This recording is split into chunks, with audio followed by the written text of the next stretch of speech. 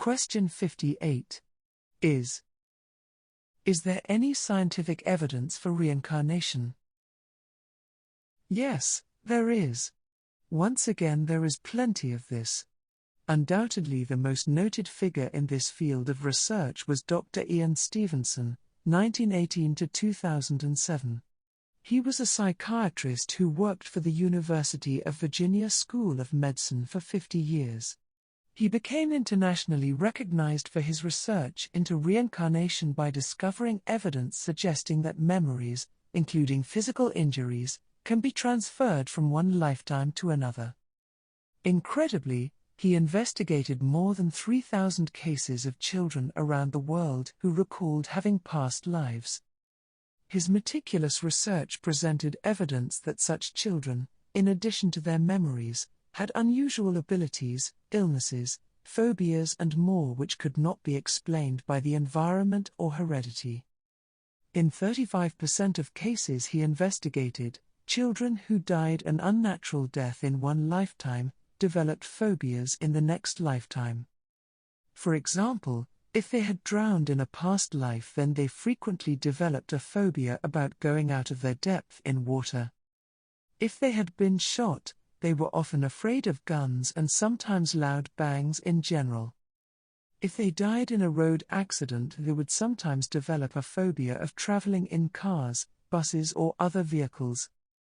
Another frequent and unusual form of behavior he observed concerned children who expressed the wish to eat different kinds of food or to wear clothes that were different from those of their culture.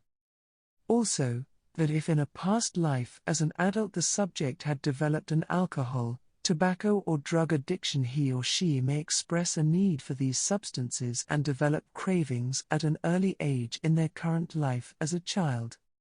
Furthermore, many of these children with past life memories showed abilities or talents that they had in their previous lives. Often children who were members of the opposite sex in their previous life showed difficulty in adjusting to the new sex.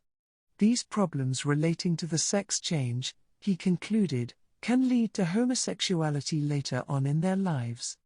Additionally, former girls who were reborn as boys may wish to dress as girls or prefer to play with girls rather than boys. These university investigations are ongoing today. Many of the Dr. Stevenson cases involved children in Asia. However, as one might expect, they are reported worldwide. In a lovely book called Return from Heaven by Carol Bowman, can be found many cases just as evidential involving children born in the USA. Furthermore, in this book these are same family cases that involve past life memories of relatives the current children never knew in this life. On her website, Carol says that many children remember their past lives spontaneously, without hypnosis or prompting. She reports that some as young as 2 blurt out, "I remember when I died before," or "my other mommy had curly hair." Also, she reports that they often describe details that they had no way of learning in this life, and that some remember startling personal details of relatives who died before they were born. The following are some of the words shared on the back cover of Carol's book. "I have always found the past life memories of children to be particularly compelling. If you give your children permission to talk about these memories, they will have the freedom to communicate without fear. Those children who do remember past lives rarely talk of them constantly. Memories tend to be accessed either in times when the child is relaxed, or, and particularly in cases of a traumatic past life death, they may come through in nightmares when sleeping.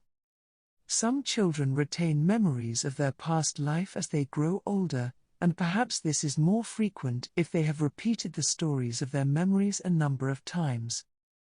However, in most cases these memories fade by the time the child is around 7 years of age. I'd guess that this may be because the child by this age gets more engrossed in the current life activities and distractions. One last researcher into reincarnation that I will mention in this book is Walter Semkiu. He has found that not only can we reincarnate, but that some people also return and take a strikingly similar appearance to how they looked in a previous lifetime. Quite often they also have similar abilities. During his research he has often worked with the excellent trance medium Kevin Ryerson, whose spirit guides have confirmed a number of the cases that Walter reports in his books, such as Born Again and Return of the Revolutionaries. The following are a few examples involving what might be called celebrity cases from his book, Born Again. The first involves a lovely Swedish lady, Barbro Karlin, born in 1954, who in a past life was Anne Frank, the 12th of June 1929, February/March 1945. In her current lifetime Barbro is a writer and she had a number of poetry books published by the time she was just 16 years old. As a young child, she had memories of being Anne Frank in a past life. In an autobiographical work, And the Wolves Howled, she related that while visiting Amsterdam as a child with her family, she was able to find her way to the Frank house and to identify details of the house's construction and furnishings that had been changed since Frank's time. Anne Frank died at the age of just 15 years at the hands of the Nazis in Auschwitz concentration camp. Today she is famous for her diaries that were posthumously published in 1947 and titled, The Diary of a Young Girl. In this Anne documents her life in hiding from 1942 to 1944, during the German occupation of the Netherlands in World War II. The second example is actress Halle Berry, born the 14th of August 1966, who in a past life it says previously lived as Dorothy Dandridge, the 9th of November 1922, 8 Sept 1965. In her current life Halle is a famous actress and has appeared in many films, such as Catwoman and the James Bond film, Die Another Day. Dorothy Dandridge was an American film and theater actress, singer, and dancer. She is perhaps best known for being the first African-American actress to be nominated for an Academy Award for Best Actress for her performance in the 1954 film Carmen Jones. She has been recognized with a star on the Hollywood Walk of Fame. I find it quite interesting to note that there were just 10 months between the death of Dorothy and the birth of Halle. I wonder, did she return so quickly because the preceding lifetime was cut short? The third example is the famous psychic, Uri Geller, born the 20th of December 1946. It is reported that in a past life he was Daniel D. Home, the 20th of March 1833, the 21st of June 1886, who was an acclaimed Scottish physical medium. Uri Geller first became famous on TV for bending spoons and keys with barely a touch, and for drawing similar images to those sealed in envelopes so that he could not have previously seen them. Daniel D. Home was by some considered the premier medium of the 19th century. Unusually for a physical medium, his demonstrations generally took place in daytime or in brightly lit rooms at night. Furthermore, he never charged a fee, and the demonstrations always took place in the homes of the sitters, and this totally eliminated any possibility of fraud by accomplices or trickery by some hidden mechanical devices. There were outstanding reports of things that occurred during these sittings, such as a table with 5 men sitting on it yet still moving around the room.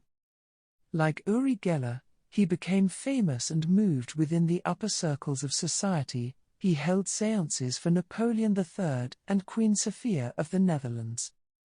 Astoundingly, his unseen spirit team added levitation to his repertoire and, again in well-lit rooms, Daniel Home would rise 6 feet off the floor in view of all present.